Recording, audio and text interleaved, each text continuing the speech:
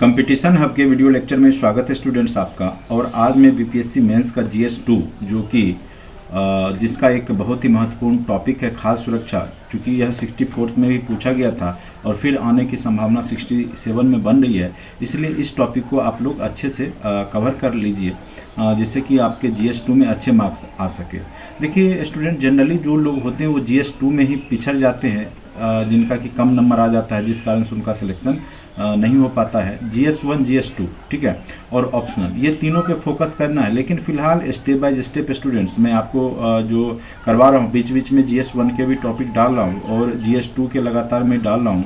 तो मेरा प्रयास है कि आपके जो सारे टॉपिक हैं वो नवंबर मिड यानी या तो नवंबर लास्ट तक आपको मैं सारा टॉपिक करवा दूंगा GS1 GS2 का, जिससे कि आपके एग्ज़ाम में जब आप बैठेंगे तो आपको एटलीस्ट इतना अच्छे से पता होगा कि क्या लिखना है, कैसे लिखना है और किस क्वेश्चन का आंसर हमें किस प्रकार से देना है। ठीक है, तो मेरा प्रयास है पूरा स्टूडेंट्स, और आप लोग भी पूरा प्रयास कीजिए और लिखने का ज़रूर प्रैक्टिस कीजिए।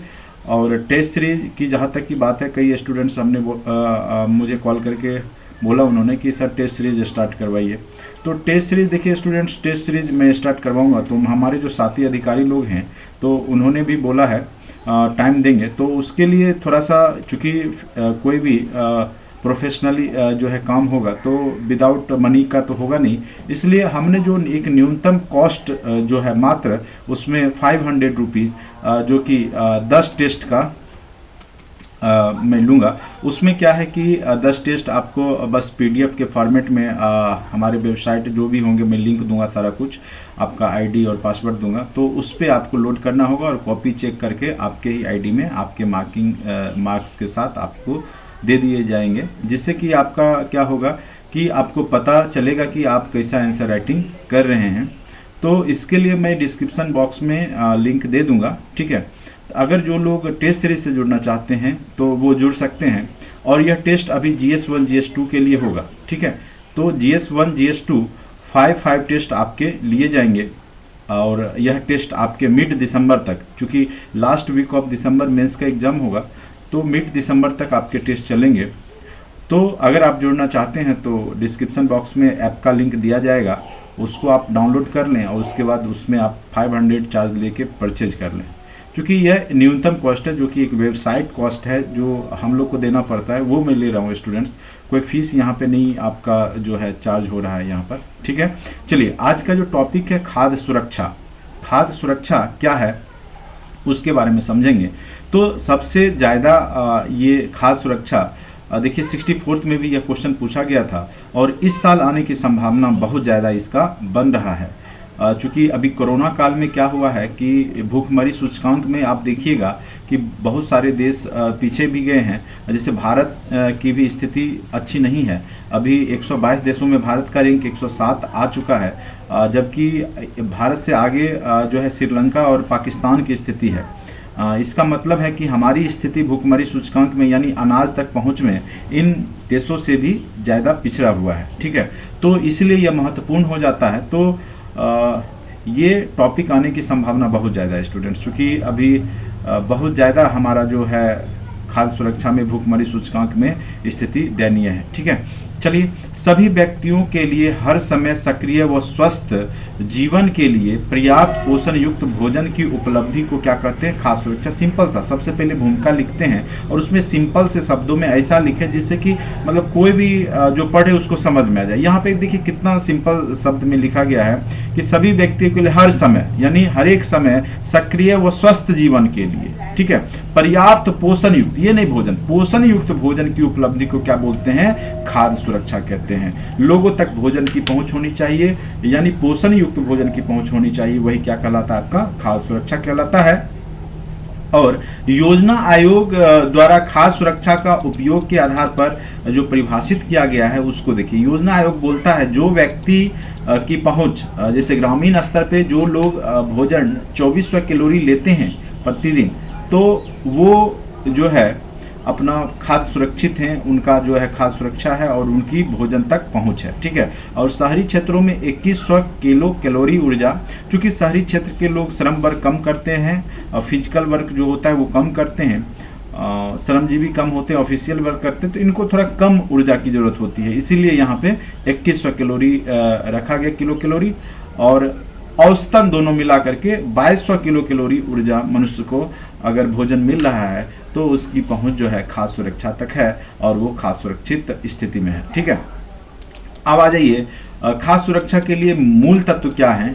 तो देखिए कितना अच्छा, देखिए जब भी आप लिखें आंसर राइटिंग तो थोड़ा सा स्ट्रक्चर वगैरह पे ध्यान दीजिए स्टूडेंट्स, क्योंकि देखिए कॉपी चेकर अगर आप ज़्यादा लिखिएगा उससे नंबर नहीं देगा। आपका जो मेन थीम होना चाहिए कि जो आप समझाना चाह रहे हैं वो मतलब देख के उसको लग जाना चाहिए कि ये क्या समझाना चाह रहा है। ठीक है, तो ये आप कोशिश करेंगे कि अच्छे से थोड़ा सा ट्री स्ट्रक्चर वगैरह का यूज करते हुए, जैसे मैंने यहाँ पे किया तत्व क्या क्या है जो खाद्य सुरक्षा के। सबसे पहले उपलब्धता, हर एक लोगों तक भोजन की उपलब्धता होनी चाहिए, किफ़ायती होनी चाहिए, सस्ता होना चाहिए, जो गरीब से गरीब लोग भी खरीद के उसको कर सके, भोजन कर सके। समावेशन एवं पोषण युक्त हर एक प्रकार का उसमें विटामिन प्रोटीन्स युक्त होना चाहिए, जो मनुष्य के लिए पोषक तत्व की आवश्यकता है शरीर के लिए वो उसमें होना चाहिए। स्थिरता यानी भोजन की स्थिरता, यानी उसका जो रेट होना चाहिए वो स्थिर होना चाहिए, और जो मानव है उसकी पहुंच उस अनाज तक, उस फसल तक या उस खाद्य पदार्थ तक स्थिर रहनी चाहिए, नहीं कि तुरंत रेट घट बढ़ रहा है, तो इस तरीक़ा से नहीं होना चाहिए। तो स्थिरता होनी चाहिए उस खाद्य सुरक्षा में। ठीक है, चलिए अब आते हैं वर्तमान में खाद्य सुरक्षा किसी भी देश के लिए अति आवश्यक तत्व है। इसके कई कारण हैं। देखिए कोई भी देश, सबसे पहले मनुष्य का जो बेसिक नीड होता है स्टूडेंट्स वो होता है भोजन। तो रोटी, कपड़ा और मकान आपने सुना भी होगा, तो सबसे पहले बेसिक नीड में आता है भोजन। तो इसलिए किसी भी देश का विकास उसके भोजन यानी वहाँ की जो जनता है सबसे पहले भोजन उसको चाहिए, बेसिक नीड में आता है। इसलिए किसी देश के विकास के लिए यह अत्यंत ही आवश्यक कारक है। जब तक मनुष्य के पास भोजन नहीं मिलेगा तो वो अच्छे से काम नहीं कर पाएगा, और जब अच्छे से काम नहीं करेगा तो फिर देश की तरक्की नहीं होगी। इसीलिए हर एक व्यक्ति का भोजन तक अधिकार है, भोजन खाद्य सामग्री तक पहुंच होना एक आवश्यक, किसी भी देश के लिए एक आवश्यक तत्व है। ठीक है, अब देखिए क्यों रीजन है, क्योंकि आप देखते होंगे कि अभी जनसंख्या जो है, देखिए अब कुछ रीजन यहाँ पे मैंने लिखा है कि अति आवश्यक तत्व हैं, क्या कारण है। तो देखिए सबसे पहले तो अभी जनसंख्या बहुत तीव्र गति से बढ़ रही है, क्योंकि ज़मीनें तो उतना है, स्थिर है, तो ज़मीन तो बढ़ नहीं रही है, तो उसमें जो उपज है तो उसी पे डिपेंडेंट जनसंख्या हो रही है। तो संयुक्त राष्ट्र संघ के अनुसार विश्व की जनसंख्या तीव्र वृद्धि के परिणाम स्वरूप 2050 तक क्या हो जाएगा, 9.6 बिलियन हो जाएगा, और 2100 तक जाते जाते ये 10.9 बिलियन हो जाएगा।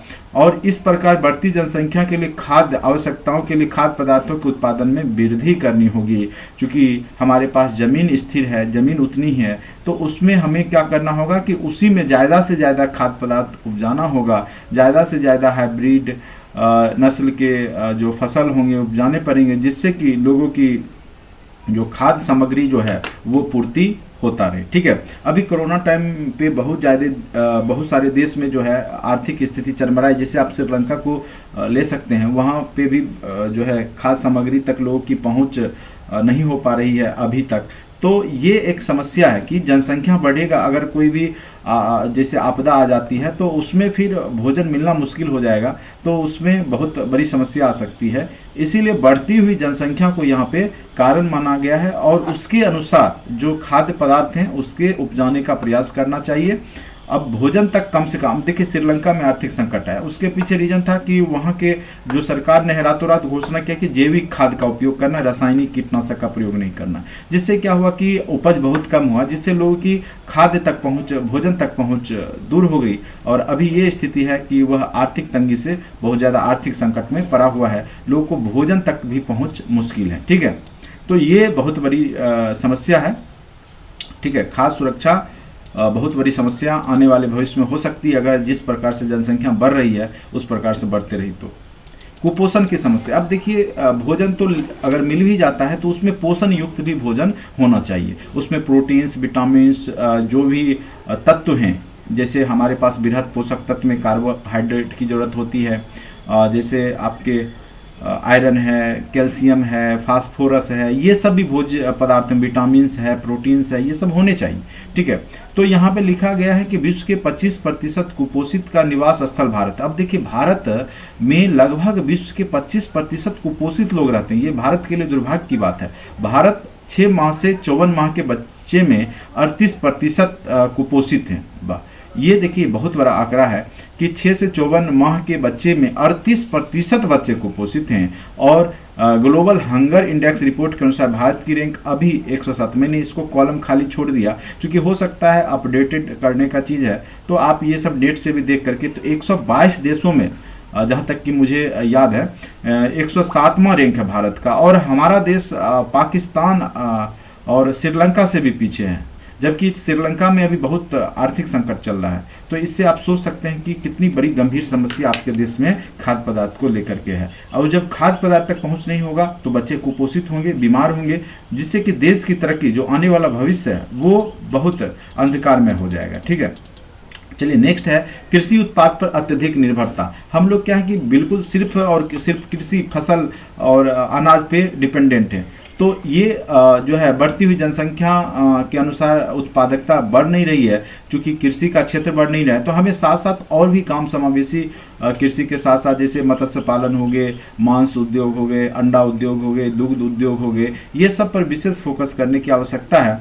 सिर्फ केवल कृषि उत्पाद से ही हमारा भोजन पूर्ति नहीं हो पाएगा। ठीक है, बदलती उपभोग प्रवृत्तियाँ, तो लोग धीरे धीरे क्या हो रहा है कि उपभोग भी ज़्यादा कर रहे हैं और बर्बादी तो बहुत ज़्यादा करते हैं। अभी एक अगर आप भोज करते हैं जिसमें लोग को खिलाते हैं, तो उसमें आप देखेंगे कि लोग खाने से ज़्यादा उसको बर्बाद करते हैं। तो एक जगह की वो स्थिति है, तो पूरे भारत में कितना मतलब बर्बादी होता होगा, तो आप सोच सकते हैं। ठीक है, तो यहाँ पर देखिए बदलती उपभोग प्रवृत्तियाँ, लोग जो है ज़्यादा से ज़्यादा उपभोग कर रहे हैं, जितना जरूरत नहीं है तो उतना भी कर लेते हैं। तो कुछ लोग के कारण जो है सभी जो और भी जनसंख्या है, 10% आबादी के कारण 90% आबादी तक भोजन की पहुंच क्या हो जाती है, दुर्लभ हो जाती है। 2050 तक विश्व की 70% आबादी शहरों में निवास करेगी। जब शहरों में निवास करेगी, जिससे उनके लिए इन वस्तुओं की पूर्ति करना चिंता का विषय रहेगा। और सबसे बड़ी समस्या है कि लोग शहर की ओर पलायन कर रहे हैं, और शहर में जो है कृषि क्षेत्र होता नहीं है, तो सारे डिपेंडेंट कहाँ से रहते हैं, गांव से रहते हैं। तो गांव के लोग जब शहर चले जाएंगे तो फिर गांव में खेती कौन करेगा।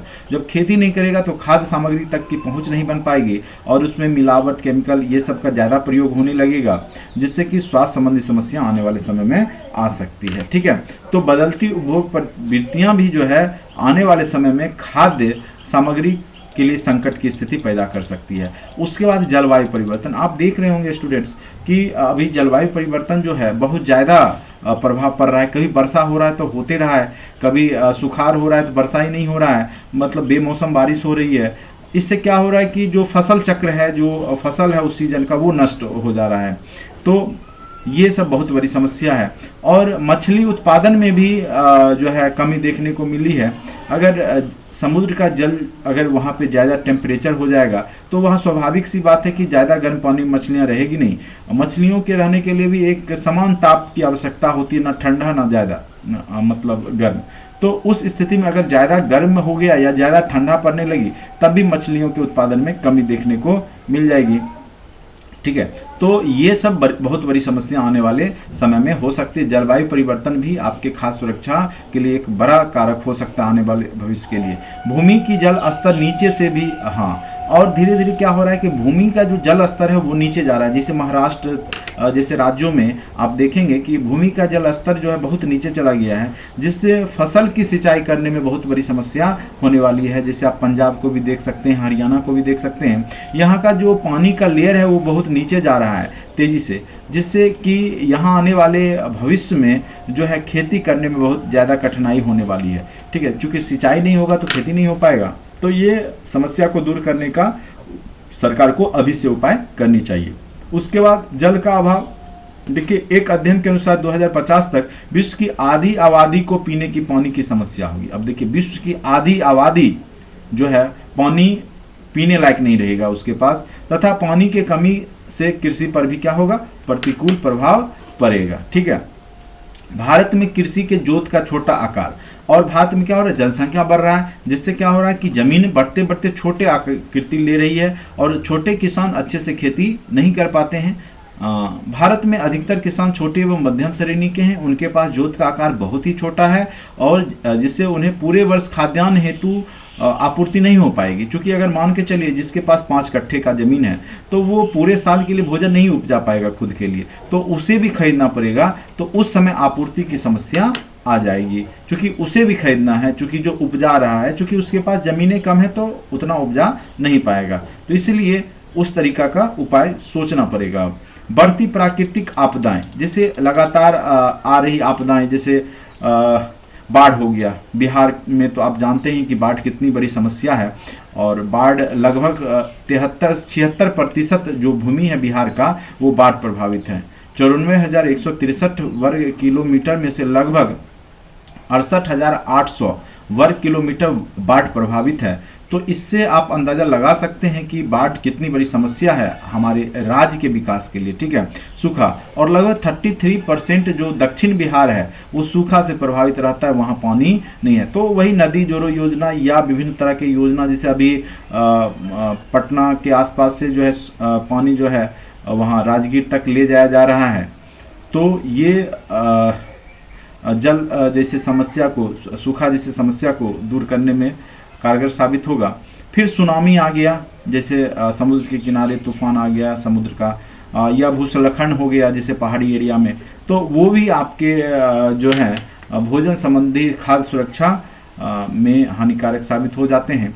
तो उत्पादन की चुनौतियाँ, ठीक है, यहाँ पे क्या लिखा हुआ है, खाद्य वस्तुओं आपदाएं खाद्य वस्तुओं के उत्पादन को कम करके चुनौतियां खड़ी कर रही हैं। तो जो आपकी बाढ़ है, तो बाढ़ में फसल नष्ट हो जाता है, सूखा में फसल ही नहीं होगा, अकाल आ जाता है, सुनामी आ गया तो उसमें पेड़ पौधे गिर गए जितने भी हैं तूफान के कारण, तो उस साल उपज नहीं होती है। तो ये बढ़ती हुई प्राकृतिक आपदाएं भी आने वाले समय में भोज्य पदार्थों तक लोगों की पहुंच को थोड़ा सा परेशान करेगी।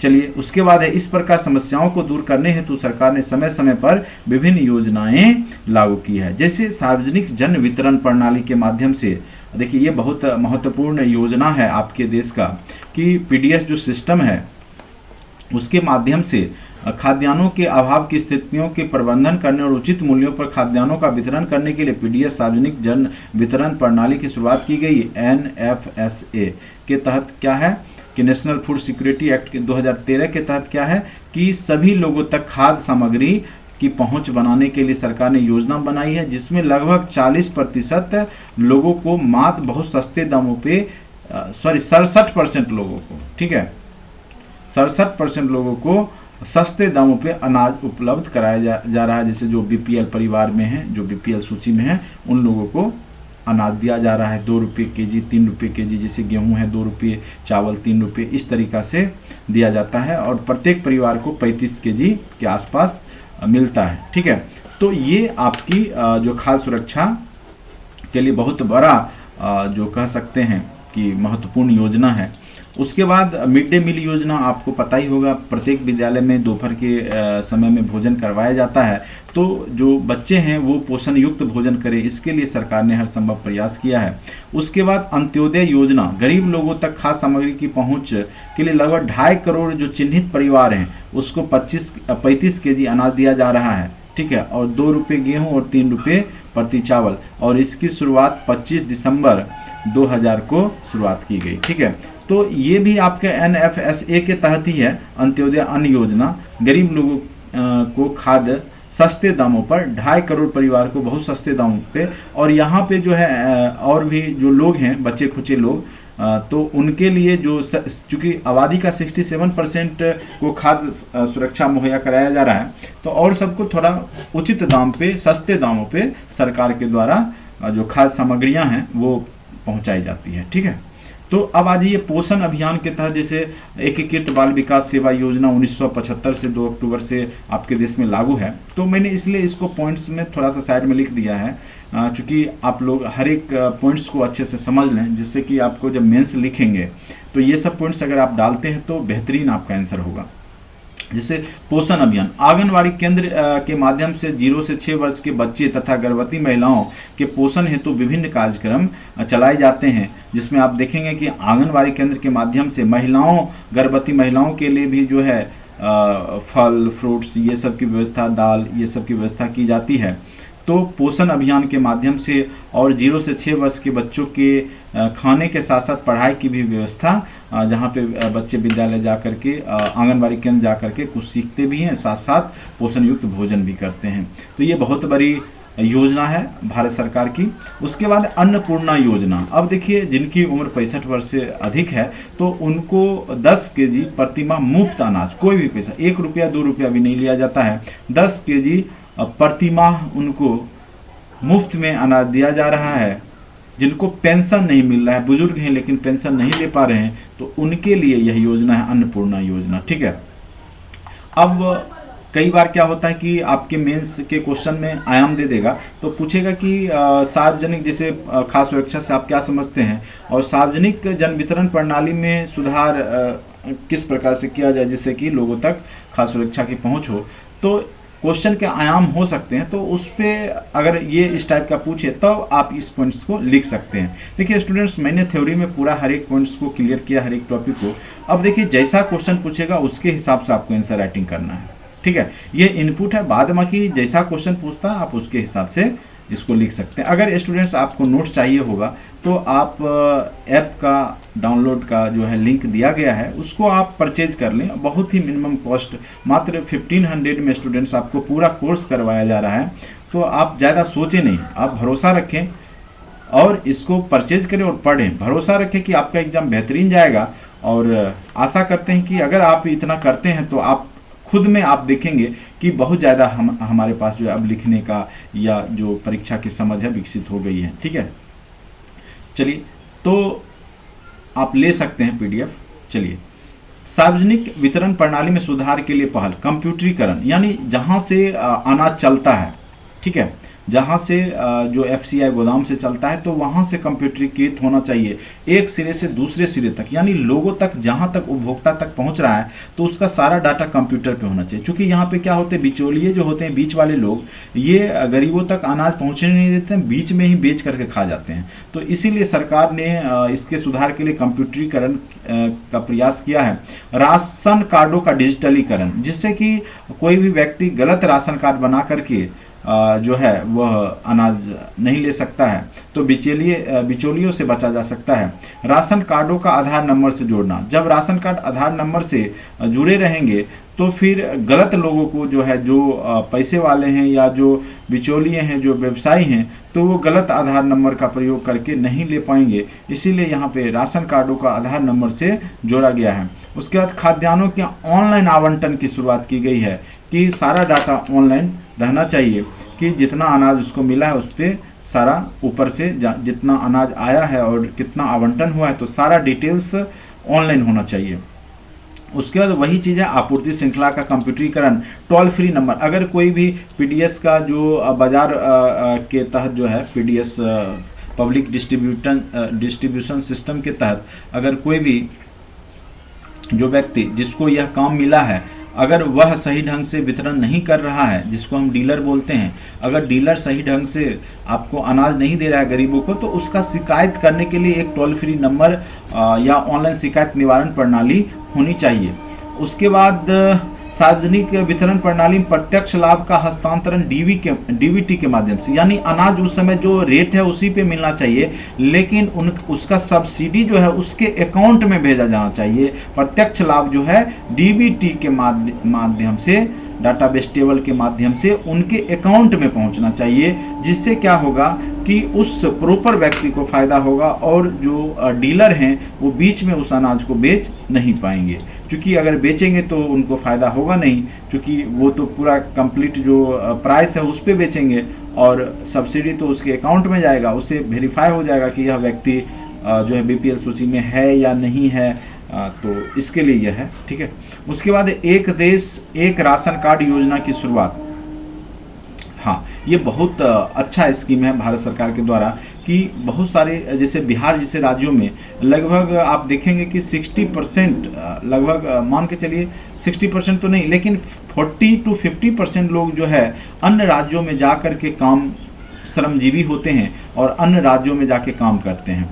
तो अन्य राज्यों में जब जाते हैं तो उनको ये लाभ नहीं मिल पाता है। अब क्या होगा, जब एक देश एक राशन कार्ड की योजना आ जाएगी तो अगर वो अलग स्टेट में जैसे हरियाणा, पंजाब, दिल्ली भी जाते हैं काम करने के लिए तो वहाँ पर भी वह राशन कार्ड के माध्यम से सस्ते मूल्य पे अनाज ले पाएंगे। ठीक है। उसके बाद अनाजों के परिवहन में जीपीएस सिस्टम लगा होना चाहिए, जिससे कि यह पता चले कि अनाज कहीं गलत जगह तो नहीं उसको उतारा जा रहा है, कहीं गलत जगह तो नहीं बेचा जा रहा है। इस प्रकार से अनाज के गाड़ी में जीपीएस सिस्टम होना चाहिए, जो लोगों के नज़र में भी होना चाहिए। जैसे छत्तीसगढ़ सरकार ने क्या किया है कि जो एफसीआई के जो भी गाड़ी है उसका एक प्रॉपर कलर दे दिया गया है, एक कलर से उसको कलर कर दिया गया गाड़ी से, जो लोग को भी पता चल जाए अगर बीच में अगर कहीं गलत जगह पे वो निकासी कर रहा है या अनाज को उतारा जा रहा है तो वो लोग शिकायत कर सके कि यह जो है एफसीआई का जो गाड़ी है वो कहीं गलत जगह पे या दूसरे जगह पे वहाँ से जो है माल पहुँचाया जा रहा है। तो इस तरीक़ा से भी बचा जा सकता है। ठीक है। और एक इसके लिए एक शांता कुमार समिति का गठन किया गया था और उसने विभिन्न सुधारों की पेशकश की थी कि क्या क्या सुधार करना चाहिए पीडीएस सिस्टम में। सबसे पहले भंडारण क्षमता, इसके तहत स्टील कोठारों का प्रयोग करना चाहिए, स्टील का बनना चाहिए, चूँकि बहुत ज़्यादा अनाज बर्बाद हो जा रहा था। चूहा भी उसको कतर देता है या फिर अनाज सड़ जाता है बारिश में या बाढ़ आने पे या पानी की समस्या आने पे। तो वो सबसे बचने के लिए जो है भंडारण क्षमता में सुधार की बात की गई। उसके बाद जो संबंधित अनाजों के परिवहन के लिए जीपीएस युक्त गाड़ी का उपयोग, चलिए ये तो मैंने बता ही दिया, ये भी बता दिया छत्तीसगढ़ जैसे राज्य जो है गाड़ी का कलर। उसके बाद वरीयता प्राप्त जनसंख्या को 67% से घटाकर 40, यानी जो अभी 67% लोगों को खाद्य सामग्री दी जाती है पीडीएस के माध्यम से, वो घटा करके कितना कर देना चाहिए, 40% लोगों को ही यह देना चाहिए। ठीक है। उसके बाद 6 महीने का अनाज एक साथ उपलब्ध करा देना चाहिए, जिससे कि क्या होगा कि जो भंडारण क्षमता अगर कम भी है किसी राज्य के पास तो चूंकि वो डायरेक्ट उपभोक्ता को 6 महीने का अनाज दे देता है तो सरकार को भंडारण के व्यवस्था के लिए ज़्यादा सोचना नहीं पड़ेगा और अनाज नष्ट होने से बच जाएगा। उसके बाद भारतीय खाद्य निगम को अपने भंडारण हेतु निजी क्षेत्र को भी उसमें सौंपना चाहिए। इसमें जो है पब्लिक सेक्टर से प्राइवेट सेक्टर की ओर भी उसमें इन्वॉल्वमेंट लोगों को निजीकरण की ओर इसको ध्यान देना चाहिए, निजी कंपनियों के हाथों में भी देना चाहिए उसके सुरक्षा के लिए। उसके बाद परंपरागत गोदाम को बेहतर मशीनीकरण और आधुनिकीकरण की आवश्यकता है और खाद्यान्न प्राप्ति से लेकर भंडारण तथा वितरण की पूरी प्रक्रिया का कंप्यूटरीकरण होना चाहिए। यही शांता कुमार का रिपोर्ट है और इसने जो शांता कुमार समिति ने जो सिफारिश दी है तो हो सकता है इससे रिलेटेड पूछ सकता है। तो निष्कर्ष में आप ये लिख सकते हैं, विभिन्न आंकड़ों के अनुसार खाद्य सुरक्षा किसी भी देश के विकास के लिए अति आवश्यक तत्व है। खासकर भारत जैसे जनघनत्व वाले देश के लिए यह अति आवश्यक हो जाता है कि इतनी बड़ी आबादी का पेट भरण हेतु क्या उपाय किया जाए जिससे कि लोगों की पोषण युक्त भोजन खाद्यान्न मिल सके। ठीक है। अब देखिएगा कि बिहार में खाद्य सुरक्षा की स्थिति क्या है, तो ये आपको हम जो है नोट्स में प्रोवाइड कर देंगे, आप इसको पढ़ लेंगे, ज़्यादा कुछ है नहीं इसमें। ठीक है। तो आज के लिए इतना ही। Thank you so much watching for this video. अगर अच्छा लगता है तो लाइक करें, सब्सक्राइब करें चैनल को और दोस्तों के बीच में शेयर करें। और पीडीएफ चाहिए तो आप ज़रूर से ज़रूर उस ऐप को डाउनलोड करें और इसको परचेज कर लें। तो आज के लिए इतना ही। Thank you so much watching for this video.